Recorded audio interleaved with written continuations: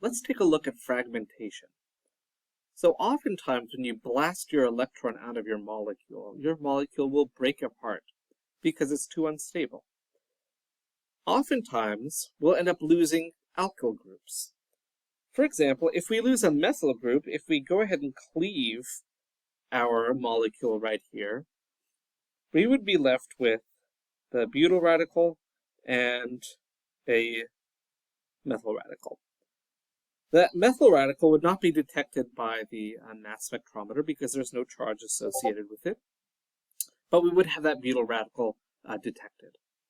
And so we'll see that the methyl radical here that's produced would be 12 plus 3 times 1, which is 15 molecular mass, right? So this radical, whatever our molecular ion's molecular mass happened to be, we would see that this would be an M minus 15. We're looking at losing a methyl group. And we can lose subsequent carbons as well. We don't have to just lose one. We could lose 2 carbons. We could lose an ethyl group. And we'll see that each other alkyl unit we lose, each CH2, would be 14. So if we lose 2 carbons, so if we lost 1 carbon, we're looking at about M minus 15. If we lose 2 carbons, as in an ethyl group, we're looking at M minus 29, 14 more. If we lose 3, we're looking at M minus 43. And typically a butyl radical will be 59 then. So, depending on how many carbons you're blasting off your molecule, you'll see these peaks show up. When we first looked at that spectrum of pentane, we did see that we had indeed had significant peaks of M minus 29, where we had lost 2 carbons from the molecule. Let's take a look at another spectrum, this one of octane. Octane has a molecular ion peak at 114, it looks like. And as you see, we've got several peaks, like 85, which would be 29 less. Again, we're going to see these one more where we have also lost another hydrogen. We see now lost another 14 down to 71, so now we've lost 43, which brings us, that would be 3 carbons lost, 4 carbons lost, and 5 carbons lost. That would be our base peak here, and so on. So we can see the fragmentation of alkanes as peaks showing up that have lost first 15, in this case we don't have any, and after that 14 mass to charge units after that. So all of these peaks are separated by 14. That's indicative of CH2 units that are being blasted off. So the fragments resulting in this are all of carbons, right? Which makes sense because this is just octane. Other things we might see are alpha cleavages next to heteroatoms. Let me try this again. Next to, there we go, heteroatoms. For example, if we have an alcohol or an amine, we'll cleave between the what are called alpha and beta carbons. And so often we will see peaks where we'll have lost that mass unit. So this is a common place for this to fragment. So whatever your molecule happens to be, you may see a higher ratio of fragments if in your finally deduced structure you see that you have an amine or alcohol. You'll see these fragments of things alpha to those that have been cleaved off. And so those are just general things you'll see as these happen. So you will see, excuse me, in this case, you'll end up with your ethyl radical, which will not get detected. So this will be an M minus 29 peak. And we'll have instead our positive charge here, which we can resonate if we're so inclined, but we don't need to worry about that. We're not really looking to stabilize these things.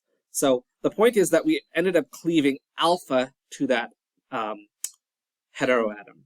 So this is common. So we would expect to see a pretty strong M-29 peak in this molecule, because that tells us, therefore, that an ethyl group was on the alpha position next to our heteroatom in this case. And if we had, let's say we had 3 carbons here, we would see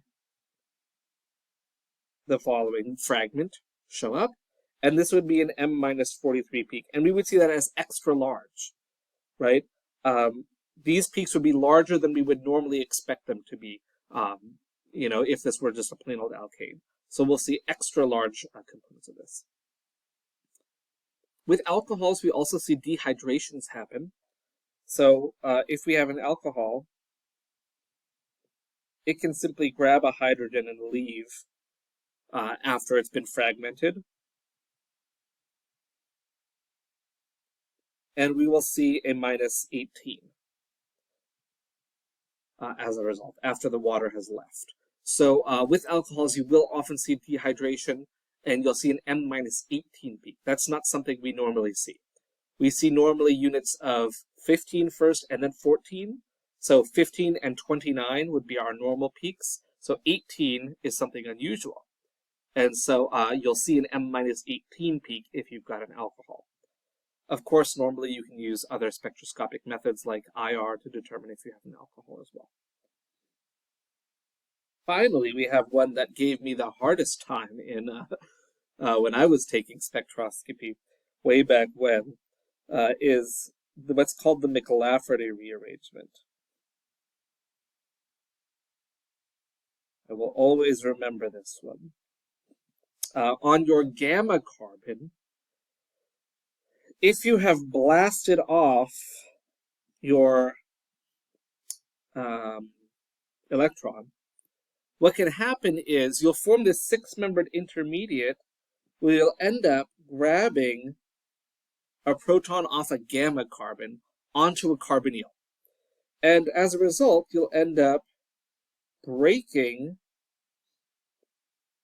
some other bonds here. And as a result, if we look at what's happening, oops, I needed to do a second arrow there. All these arrows, basically what they do is all this stuff comes off your molecule. All of that goes away. And so we'll see that we'll end up with this lovely stabilized weirdness. We'll detect that. And we will have lost, in this case, we've lost just 2 carbons as an alkene. What's special here is this is not an ethyl group, right? We have not lost 29 from our mass fragment. Here we have lost 28, 26. 2 times 24 plus 4 is 28.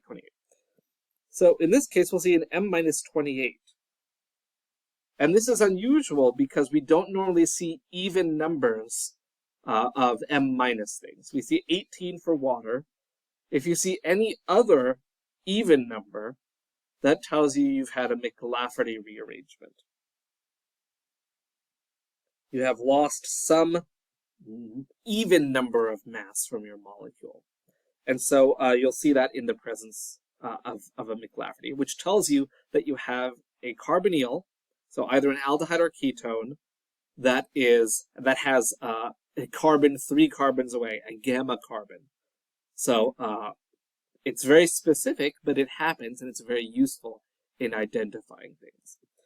And so in summary here, we often see M-15, M-29, M-43, M-59, 57.